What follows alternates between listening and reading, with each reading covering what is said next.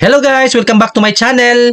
For today's video, we will review this 2025 Toyota Hiace GL Grandia 2.8 liters manual transmission, two-tone. Let's go!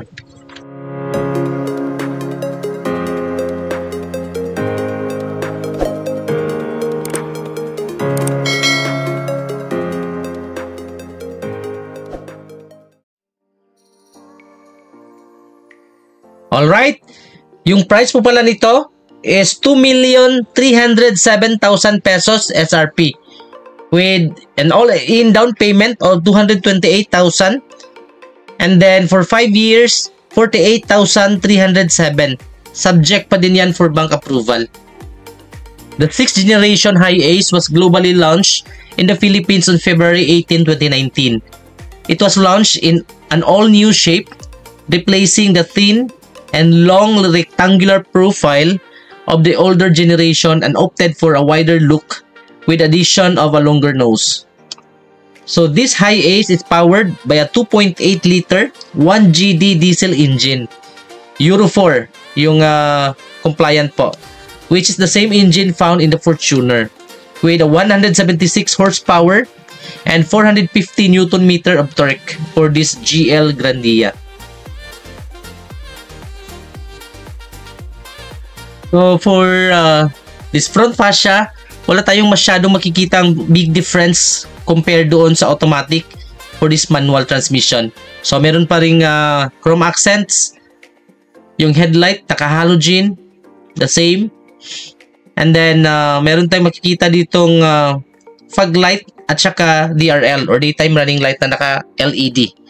We also have sensors here sa front, dalawang sensors.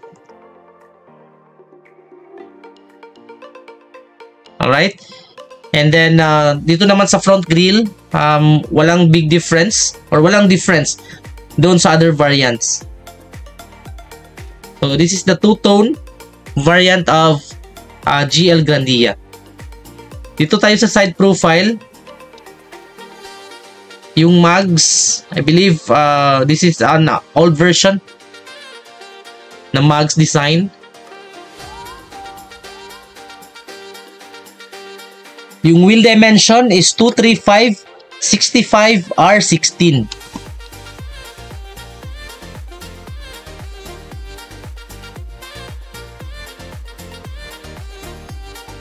So for the side mirror, naka-body color, may turn signal light repeater. And para may makita tayo ditong extender sa side mirror, kasi sa haba at sa laki ng sasakyan, very essential itong extender sa side mirror. Yung door handle naka-body color.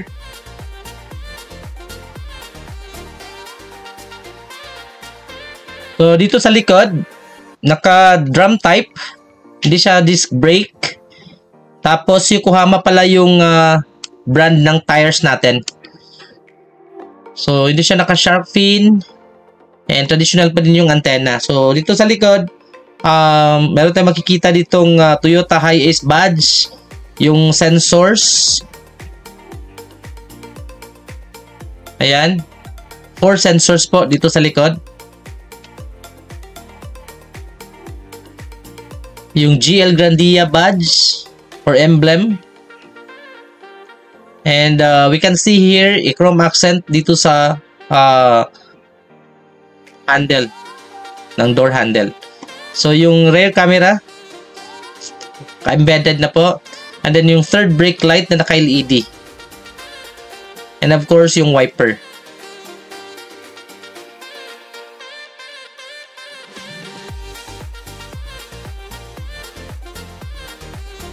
So in terms of suspension, this Hiace features MacPherson struts for the front and new rigid lift spring combination naman dito sa likod.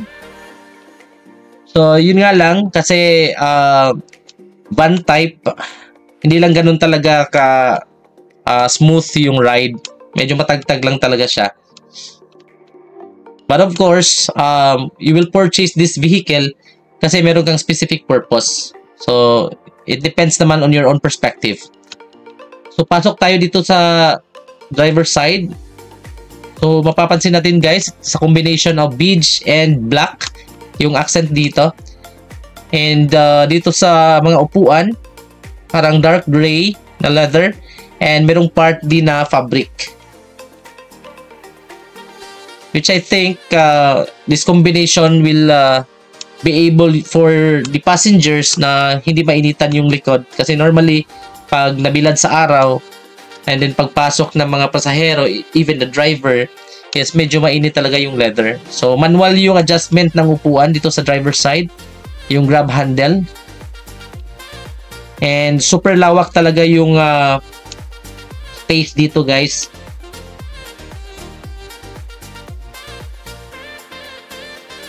So, for the dashboard perspective, may cup holder here.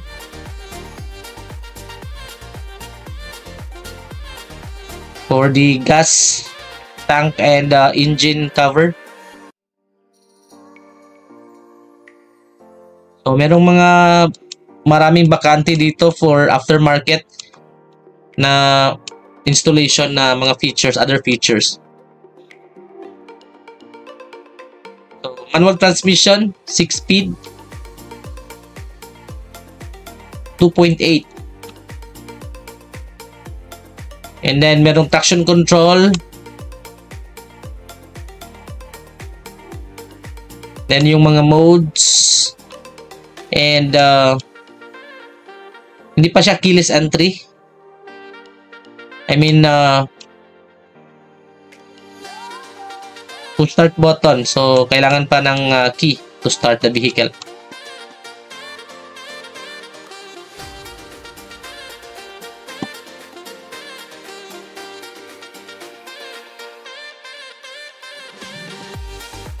So, yung basic control dito sa steering wheel. Pero hindi siya naka-leather wrap, guys.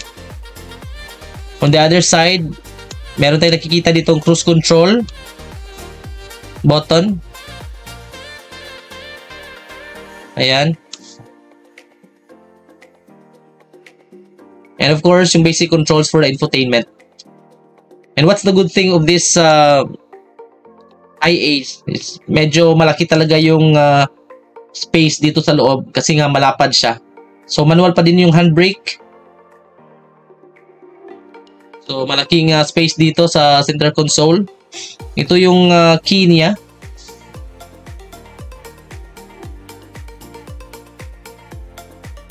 So, embedded na po yung buttons for the lock and unlock sa remote. So, napakalawak po guys yung container dito sa loob. Lagay ng mga gamit and other stuff.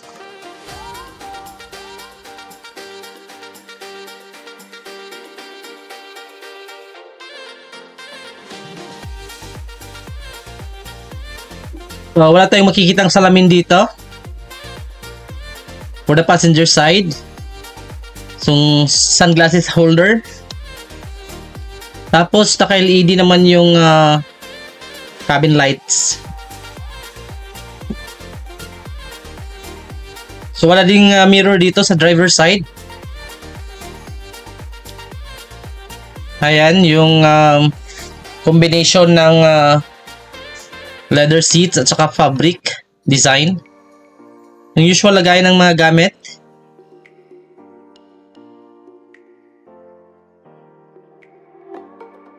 In terms of infotainment, it has 8-inch display audio with 6 speakers and capable of Apple CarPlay and Android Auto. At the same time, may USB, Bluetooth at saka yung tuner.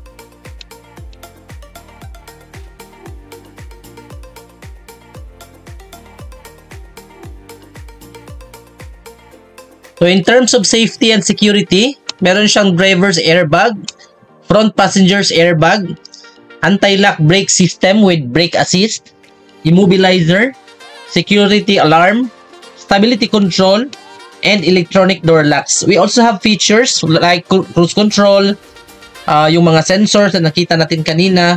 Of course, naka-power steering, power windows, and meron na tayong makikita mga USB ports. Not only in front but also sa mga passenger side. And at the same time, sa likod din ng mga upuan.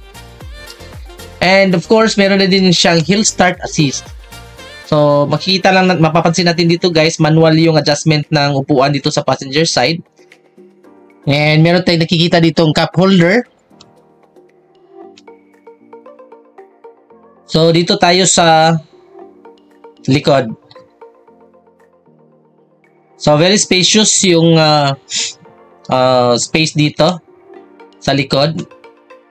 And meron akong nakikita ditong USB ports sa side. Ayan, I think this is also true to the automatic transmission. So, the same naman yung aircon vents dito. Yung easy control.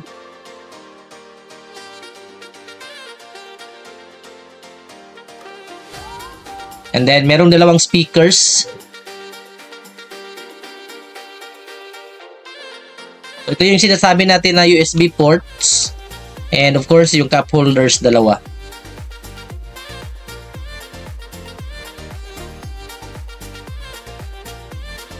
Alright. Then, wala tayong nakikita ditong pocket or hook. And meron ding another cup holders here. And for the dashboard perspective, walang pinagkakaiba sa other variants. Except for the transmission. So, malaki yung legroom space guys. And yung sa akin lang talaga dito is yung ride comfort niya is hindi ganun ka smooth. No? Medyo matagtag talaga kasi designed for mabibigat yung karga nito.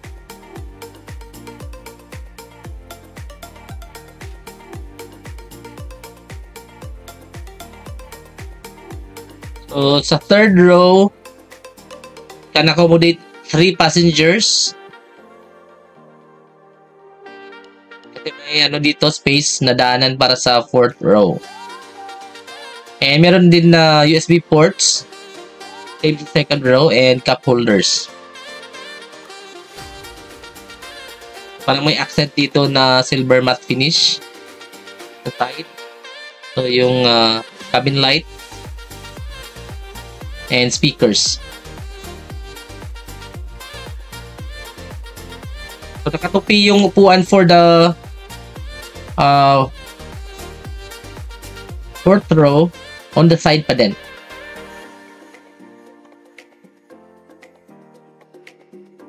So, we also have cup holder on the other side pero wala tayong nakikita ang USB port.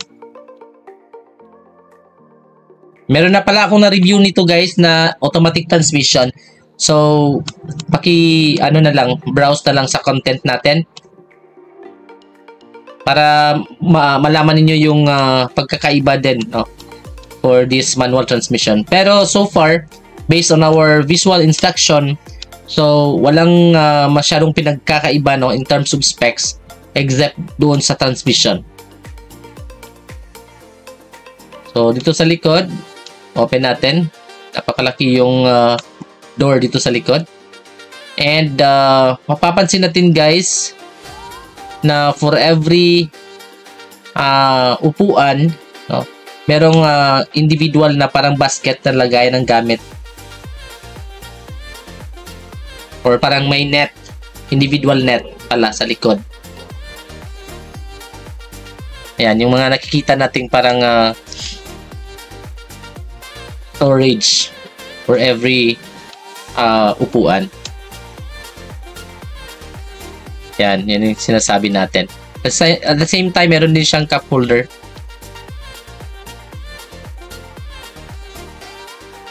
Parang hirap buksan So, yan.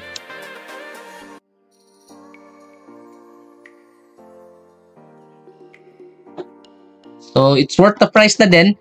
Manual transmission. With a difference of more or less 50,000 plus doon sa automatic transmission.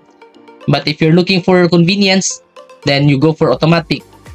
But for those who are manual lovers, you can have this kind of option for this Grandia GL variant. So, yung ilaw sa likod, naka-LED pa din.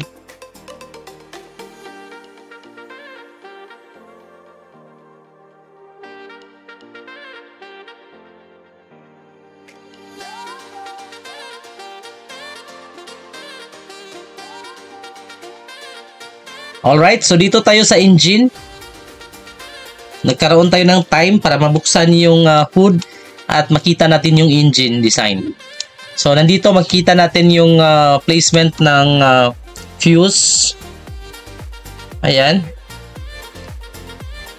Nandito yung lahat ng mga fuse for this vehicle. And then, makikita din natin yung fuel filter. Ayan. At the same time, yung brake fluid. And then yung power steering fluid. And it's very important guys na malaman natin. Ito yung para sa wiper. Malaman natin yung placement ng mga parts. No? Basic lang. Para ma-visual inspection natin kung may kulang yung fluid. Merong problema yung power steering fluid kasi medyo bumaba doon sa minimum level. So, mga minor lang o mga basic lang na mga knowledge. Ito naman para sa coolant. Pink po yung color.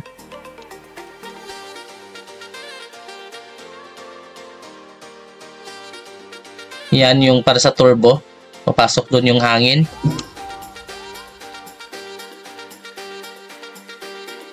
And also, it's very important guys to note, especially for those na magpapa-car wash sa engine.